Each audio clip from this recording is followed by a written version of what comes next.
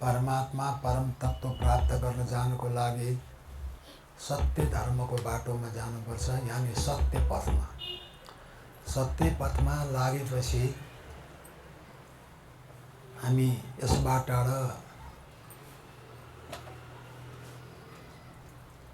ब्रह्म तत्त्वको प्लेन चढ्नुपर्छ, ब्रह्म ज्ञानको प्लेन चढ्नुपर्छ, हवाई जहाज।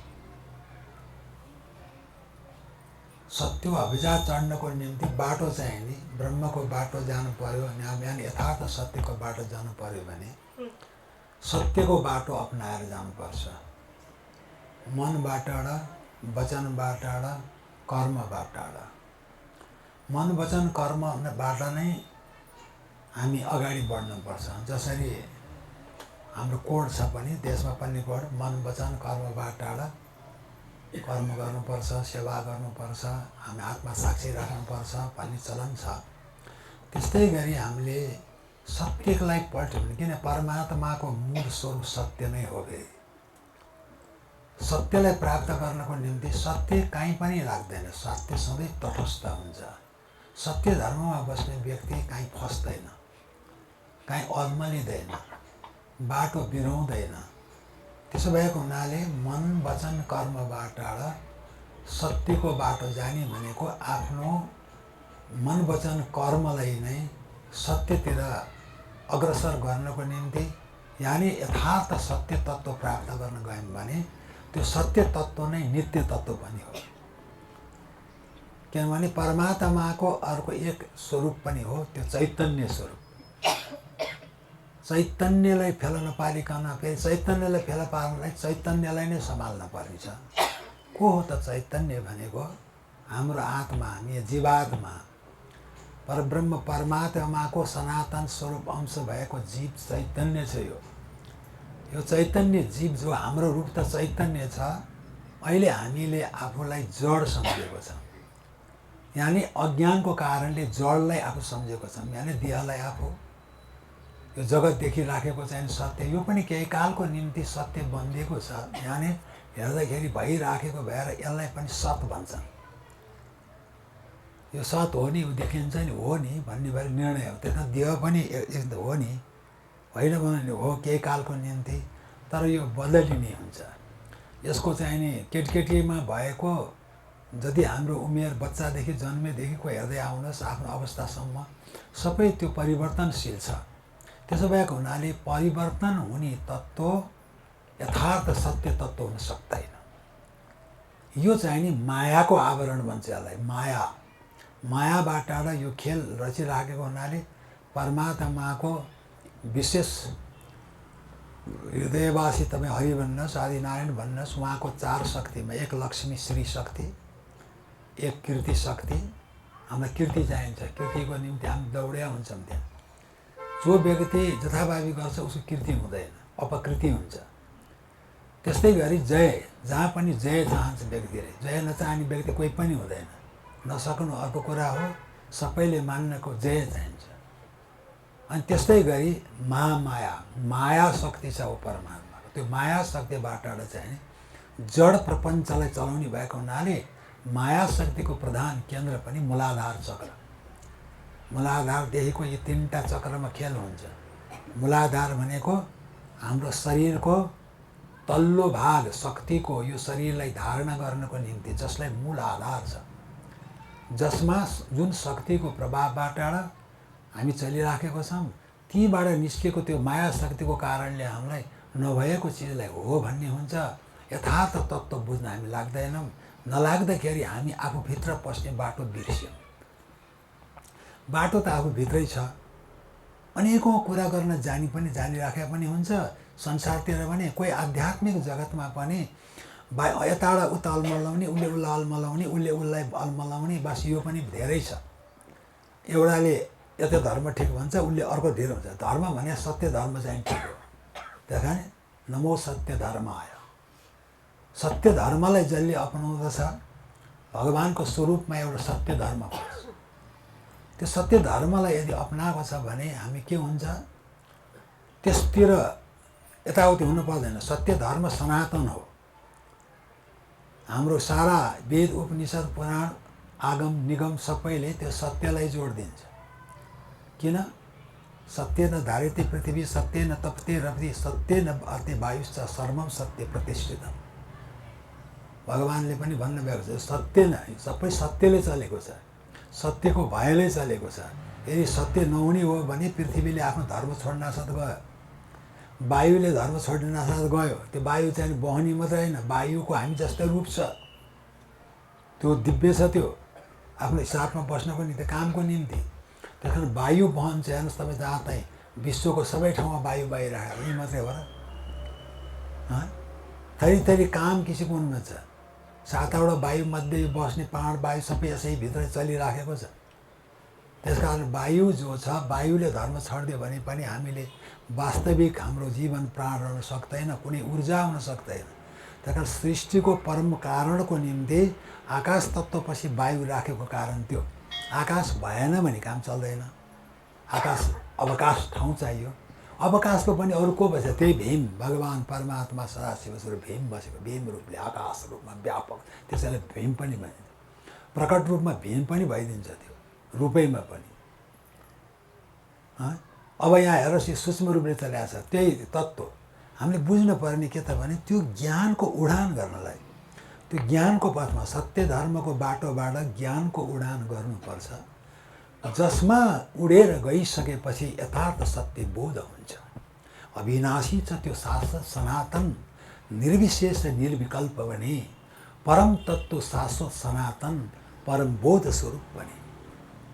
त्यस कारण यस्तो किसिमको शुद्ध निर्मल अविनाशी तत्त्व प्राप्त गर्नको निम्ति हामीले पहिल्यैबाट विचार गर्नुपर्छ। म सत्यमा रहने एउटा युधिष्ठिर महाराजको कहानी मैले भने अरू शास्त्रमा त्यति पाइँदैन। युधिष्ठिर महाराजको मात्रै पाइन्छ। द्रोणाचार्यमा पढ्न जाँदा मैले तपाईँ कतै सुनिसक्नुभयो, बारम्बार भनेको पनि छु मैले। अरू त्यति पाइँदैन, अरूको उपदेश चाहिँ पाइन्छ, युधिष्ठिरको चाहिँ घटना घटित पाइन्छ भागवतमा। किन? गुरुले पाठ गर्न दिए, सत्यम वद धर्म चर, धर्ममा विचरण गर्नुपर्ने, सत्यमा रहनुपर्ने। अनि यो पाठ दिनासाथ मातृदेवो भव, पितृदेवो भव, आचार्य देवो भव, अतिथि देवो भव, सबै यी देवताहरू हुन्। यस विषयमा लेखेर ल्याऊ। तिमीले के बुझेको छौ, यसको चाहिँ नि क्वेसन दियो, त्यो क्वेसन लेखेर ल्याऊ भन्दा सबैले, दुर्योधन आदि लगायत सबैले लेखेर लगे। युधिष्ठिर महाराजले लेखेन। किन नलेख्यो त भने म जीवनमा सत्यमा जिउन सक्छु कि सक्दिनँ त। अब सत्यम वद, सत्य बोल्नुपर्छ भने सत्य, अनि सत्य त कर्म गर्नु पऱ्यो। फेरि धर्मचर हुनु पऱ्यो। कुन सत्य धर्मचर, कुन धर्मचर? सत्यको धर्ममा विचरण गर्नु पऱ्यो, सत्यको कर्म गर्नुपर्ने छ। त्यहाँ सत्य व्यवहार गर्नुपर्ने छ। त्यहाँ सक्छु कि सक्दिनँ भनेर उहाँलाई त्यो सोचमा चाहिँ नि बुझ्नुभयो, जानु भएन। गुरुबा पाठशाला त्यो पढ्न त सबैजना जम्मा हुनुपर्ने, राजाका छोराहरू, उहाँ चाहिँ जानु भएन। हो अब फेरि त्यहाँ राज उसमा चाहिँ के हुन्छ भने धेरै विद्यार्थी होइन, उनीहरूमा चाहिँ को आएन भने आज त आएन, के बोला, किन आएन, खोइ अर्कोले नि खोइ भनेपछि अब द्रोणाचार्यले विचार गरे कि मै जानु पऱ्यो, त्यो किन आएन त, त्यो गुरुले खोज्न पऱ्यो नि त। अब गइसकेपछि उहाँलाई चट्ट कान, के तैँले पाठ, तैँले अहिलेसम्म पाठ गरेको छैन, किन नआएको त भनेर कान च्याक्छ। ल तँलाई आयो क्या? आयो गुरु, आयो गुरु, आयो गुरु, आयो कान। यो बडो बुझ्नु पर्ने कुरा छ यो। आयो गुरु, तपाईँ अलि यता सर्दिनुहोस्। अनि आयो गुरुको उसमा सबै चाहिने के अरे उठिसकिसकेपछि उहाँले किन भन्दाखेरि म जीवन पर्यन्त सत्यमा रहन सक्छु कि सक्दिनँ, म मन वचन कर्मबाट सत्यमा धारण गर्न सक्छु, म सत्य बोल्न सक्छु भन्दा, अनि उहाँले जीवन पर्यन्त धारण गर्नुभयो। द्रोणाचार्यलाई नै मार्ने बेला पुत्र शोक नभई नमर्ने छ। त्यो बेला नरोबा कुन्दरोबा अस्वस्थामा हतोहत, अस्वस्थामा नाम गरेको हात्ती जो छ त्यसलाई मार्दाखेरिमा नरो बा कुन्दर बा नरो भन्दाखेरिमा ड्याङ दमा ठोकिदिएपछि त्यो सबै गयो। अनि द्रोणाचार्यलाई पुत्र शोक भयो, त्यही मौका पारेर मारेन। र गुरुलाई मार्नु पनि तागत भएन। त्यहाँ गाह्रो छ नि लडाइँमा चाहिँ नि एक पक्षको अघि पछि होइन। त्यो लडाइँमा जब कोही पक्ष छ विपक्ष छ भने आफ्नो धर्मपूर्वक आफ्नो पक्षबाट लड्नुपर्छ, अघि पछिको होइन। अघि पछि त पालन आफ्नो पुरै धर्मपूर्वक गर्नुपर्छ। त्यसो भएको हुनाले हाम्रो लडाइँ पनि अज्ञानसँग लड्नु छ। दुर्योधन आदि गरेका जति पनि दानवको कुराहरू हुन्छन्, शक्तिशाली ती दानवहरू पनि के छ, नथापाउने गरी ज्ञान हुँदा हुँदै पनि अज्ञानले समातेको छ। अज्ञानले भनेको के समात्यो त, मै नै सर्वा हुँ, मै नै ईश्वर हुँ, मैले जे गरेँ त्यो हुन्छ, मलाई कसैले केही गर्न सक्दैन, त्यो ईश्वर भनेकै मै हुँ भन्ने धारणा भयो। मै ईश्वर, कंसले मै ईश्वर भने हो, रावण पनि त्यही हो, ऊ सबैलाई जित्ने। गन्त महादेवलाई नि गन्दैन परेर। उपासना जो गर्यो नि मानिसमा कस्तो आउँछ, जोसित उपासना गर्यो, जोसित सिको उही प्रति अट्याक गर्छ। मानिसको कर्म त्यस्तो हुन्छ, शिष्यहरूमा नि हुन्छ त्यो। सबै शिष्य एकनाशका हुँदैन। त्यही कारण हामी त्यो महान बाटो, महान पथ प्राप्त गर्नु छ। त्यो प्राप्त गर्नको निम्ति जब हामी अज्ञानको लडाइँमा जान्छौँ, अज्ञानतिर फसिरहेको छौँ, तब हामीलाई सत्यको बोध हुन सक्दैन। सत्यको किन बोध हुने? सत्य धारणा गरिदियो भनेदेखि त खुल्न थालेको नि। प्रकाश, सत्य भनेको प्रकाश हो। अज्ञान भनेको अन्धकार हो। एउटा त हामीले अन्धकार राति भएकोलाई देखेका छौँ, हामीले अहिले दिउँसैको अन्धकारलाई देखेको छैन। हामीमा कति अन्धकार छ, तपाईँ हेर्नुहोस् त आफूपट्टि फर्केर। सबैले कति हामीलाई समातेको छ यो जगतको उसले। आइलाग्दाखेरि पनि तपाईँ भित्रबाट आउने प्रत्येक परिस्थितिमा, प्रत्येक अवस्थामा आफूलाई स्वच्छ माने स्वस्थ जस्तो परिआएर व्यवहारै गर्दाखेरि पनि स्वस्थ भएर बस्न सक्ने हुन्छ। के कृष्णलाई आएन र? के रामलाई आएको छैन संसारमा तपाईँ हामीलाई देखाएको? ती सबै तत्त्वहरूले उनलाई कसरी सिद्धाउन भनेर लागे देखिन्छ। त्यहाँ भने मतलब सत्यलाई कसरी सिद्धाउन भनेर काम लागेको छ, क्रोध लागेको छ, लोभ लागेको छ, मोह लागेको छ, मद लागेको छ, मात्सर्य लागेको छ कि छैन? षड रिपु यो सत्तुर जो छ, यो सत्तुर 6वटा सत्तुर तपाईँ हाम्रो हो। हाम्रो अरू सत्तुर कोही छँदै छैन। व्यवहारमा परिस्थितिबाट अज्ञानले अज्ञानबाट गरेको कर्मद्वारा आइलाग्यो हो। सज्जन व्यक्तिलाई पनि कहिलेकाहीँ के हुन्छ त भन्दा रङ सर्छ।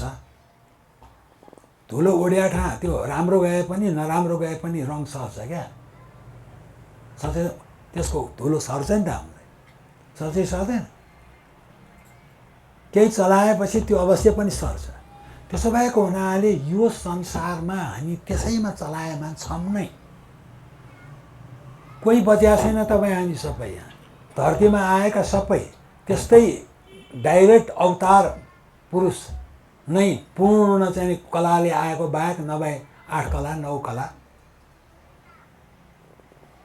कला हुन्छ, 10 कला 11 कला 12 कला जन्मिने हुन्छ। त्यस किसिमको महापुरुषहरू भगवानको अवतारहरू हो। अब उनीहरूलाई पनि यहाँ बुझ्नु पर्यो, उनीहरूलाई पनि के छ त, अब परोपकार गर्ने हुन्छ। त्यो परोपकार हो, त्यो कल्याण गरेर सत्य धर्मको स्थापना, सत्यमा स्थित हुने स्थापना, यानि सत्य धर्मको स्थापना। यदा यदा धर्मस्य ग्लानिर्भवति भारत भनेको छ। जहाँ जहाँ अधर्मको हानि हुन्छ, धर्मको संस्थापनाको लागि आउँछ भने कुन धर्मको? हिन्दू धर्म, बौद्ध धर्म, जैन धर्म, सिख धर्म, अनेकौँ नाम भएका अनेकौँ सम्प्रदाय छन्। के त्यो संस्थापनको लागि हो त? हो जस्तो लाग्छ?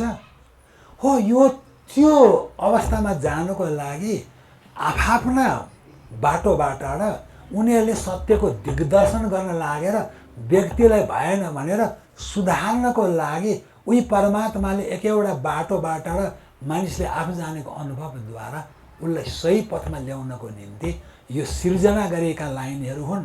कति त्यो धर्ममा पनि अधर्मैतिर पसिराखेको हुन्छ हेर्दाखेरि। त्यसो भएको हुनाले हामी के हुन पर्यो त भन्दा यिनीहरूले हामीलाई पाइलै पछि सर्राएको छ, पाइलै पछिकै समातिराखेको छ। अब हामी यसमा किन यसबाट ननिस्किने, एकबाजी गम्भीर तरिकाले गम्भीरतापूर्वक आफूलाई हेर्नुभयो भने हामी कसरी माथि आउनको निम्तिमा त्योबाट उचाइमा जानको निम्ति, किन फेरि सङ्गत के छ त भन्दा त्यो त पाइलै पछि छोइरहन्छ क्या। अब हामी कस्तो बन्न पर्ने हुन्छ भन्दा केले पनि नछुनी गरेर बस्न त यो झन् त बनाउनु पर्यो। व्यवहार त्यो व्यवहारमा बस्नु पनि परेको छ, नबसी चल्दैन। तपाईँलाई ज्ञानको विकास हुँदै जाँदा हाम्रा छोराछोरी दाजुभाइ दिदीबहिनी नातागोता ज्ञानी त छैन। ज्ञानी भए त आनन्दै हुन्थ्यो, त्यो सत्यको ठेक। अब त्यो अज्ञानमा बस्दाखेरि पनि हाम्रो शास्त्रले यो निर्देशन गर्छ कि तिमी कर्म गर्दाखेरि पनि आसक्ति रहित भएर कर्म गर्न सिक। आसक्ति रहित भएर कर्म आसक्ति हुनासाथ गयो। अब व्यवहारमा बोल्न पर्यो, तपाईँले आफ्नो छोरालाई अथवा भाइलाई दाइलाई सम्झाउन लायो भने उसको चाहिँ नि प्रारब्ध वेग पनि छ, तपाईँको कुरा सुन्दैन उसले। किन? उसले यो संसारमा अज्ञान रूपी देहलाई धारणा गरेको जीव अज्ञानको चाहिँ नि पर्दाको जो प्रभाव छ परिरहेको हुन्छ। जसरी आगोको भुङ्ग्रोमा राखेको फलामको डल्ला, जसरी त्यो आगोको चाहिँ ताप सर्दै सर्दै गएपछि त्यो फलाम पनि आगोको ढेक्कै हुन्छ। त्यसको चाहिँ पुरा तपाईँले हेर्दाखेरि आगोसित केही देख्नुहुन्न, त्यसलाई यसो हेर्ने भने गोलो दाउरा चाहिँ नि ऊ भएको रहेछ भन्ने हुन्छ हो। अब त्यो आगोको भुङ्ग्रो सर्यो, अब त्यहाँ के छ हामीले बुझ्नु पर्यो, बडो गहिराइ छ त्यो। त्यही भुङ्ग्रोमा जब त्यो भुङ्ग्रोमा भएको उसलाई दुई किसिमले झिकिन्छ। एउटा भुङ्ग्रो निभेपछि फलामको अस्तित्व पत्ता लाग्छ, अर्को एउटा त्यसलाई कुनै चिम्टा अथवा कुनै केही काराकाती कुनै साइज अथवा लट्ठी कुनै बाटोबाट त्यसलाई बिस्तारै खोल्टाउँदै आगोबाट बाहिर झिक्दै राखिसकेपछि त्यो सबै आगोको धर्म जति जान्छ, फलाम जस्ता तस्तै छ। त्यस्तै हाम्रो आत्मा फलामको डल्ला हो।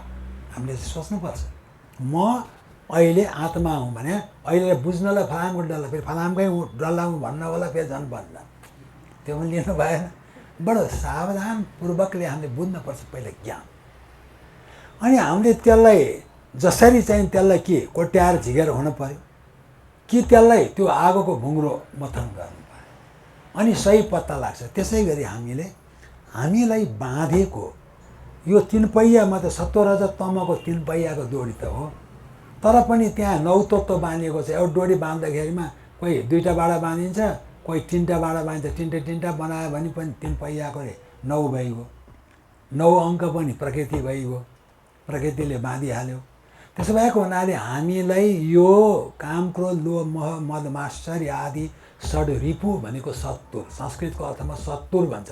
हाम्रो सत्तुर अहिले होइन, यो सत्तुरले हामीलाई यस्तो पत्ता लगाउनु दिएको छैन, यस्तो थाहा दिएको छैन कि म चाहिँ नि आत्मा हुँ भन्ने। अहिले तपाईँ हामी सत्सङ्गतमा आइराख्नु भएको छ, मैले क्लास लिएँ, कति बुझ्दै जानु भएपछि हो बा भन्ने आएको छैन, समझमा आयो नि त। त्यो गुरुले किन समझ बनाएको त भन्दा तपाईँलाई देहदेखि अलग झिक्ने तरिका, तपाईँको क्षमताको विकास, आत्मतत्त्व यो सत्सङ्गतबाट यो अहिले बुझाएको यो हो। त्यस कारण हामीले विचार ओहो म त देह त होइन, हाम्रो देह भाव कति छ। केटीदेखि बच्चासम्म पनि बालक हुँदाखेरि म भन्छौँ हामी,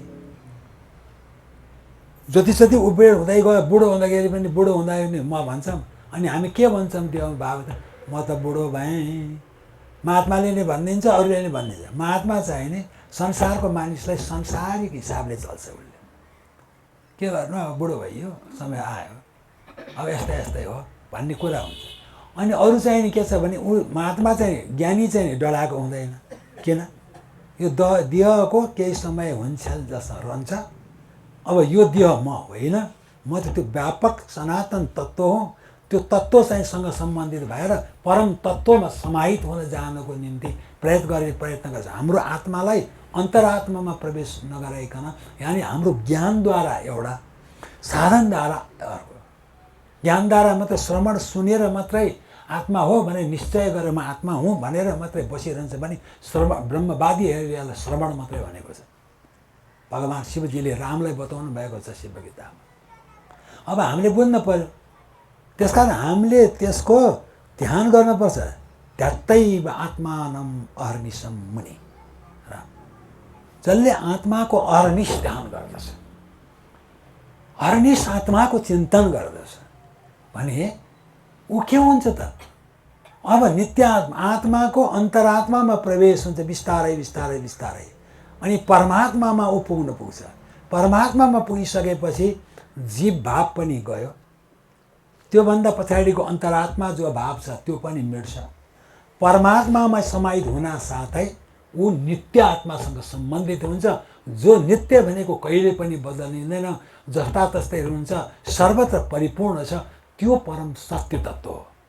अब हेर्नुहोस्, यो सत्यबाट त्यही सत्यको बोधको सिलसिलाबाट सत्यलाई जान्न पर्ने। त्यो सत्य चाहिँ नित्य, नित्य भनेको कहिले पनि नबदलिने हुन्छ, नित्य तत्त्व। त्यो महान तत्त्वको बोध गर्न जानुपर्छ। त्यसो भयो भने हामीले यसमा के हुन पर्यो त भने विचार पनि गरेर, छलफल पनि गरेर, अध्ययन पनि गरेर, अनि हामीलाई ज्ञानद्वारा यसरी हामीले बुझेर आफूलाई देह भावबाट माथि उठाएर म व्यापक स्वरूप परमात्माको सनातन अंश हुँ, मेरो रूप वास्तविक व्यापकै हो, यो हुनु पर्यो। जीव हुँ भने फेरि बसेर काम हुँदैन। जीवित रहिरहने हुनाले जीव, मैले बारम्बार हुन्छ, जो कहिल्यै मर्दैन जीव। हामी मर्ने होइन, भगवान् र हामीमा बराबरै छ, तर हामी मायाको बन्धनमा छौँ। यो मायाको बन्धन चाहिँ झिक्न पर्यो। परमात्मा मायाको बन्धनमा छैन। अनि त्यस कारण यो झिक्नको लागि संसारमा जुन मायाद्वारा रचित व्यवहार भयो, अनेकौँ क्रियाकलाप भयो, त्यो क्रियाकलापबाट निस्किनको निम्ति हामी के हुन पर्यो? होसियार बनौँ, होसियार बनौँ, आफू आफैमा मानव होसियार बनौँ, होसियार बनौँ, होसियार बनौँ, आफू आफैमा मानव होसियार बनौँ।